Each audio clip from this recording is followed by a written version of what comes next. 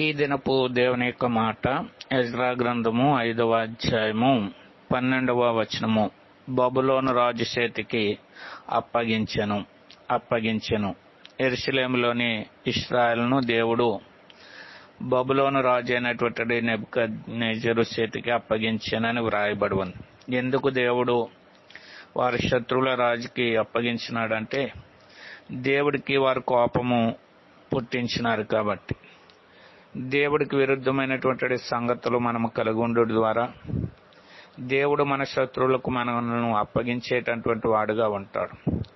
కాబట్టి మనము దేవుడికి కోపం పుట్టించకుండా దేవుడి యొక్క మాటకు విధేయులమే ఆయనకు లోబడి జీవించడం ద్వారా దేవుడు మనకు క్షేమం ఇచ్చి భద్రపరిచేటటువంటి వాడుగా ఉంటాడు.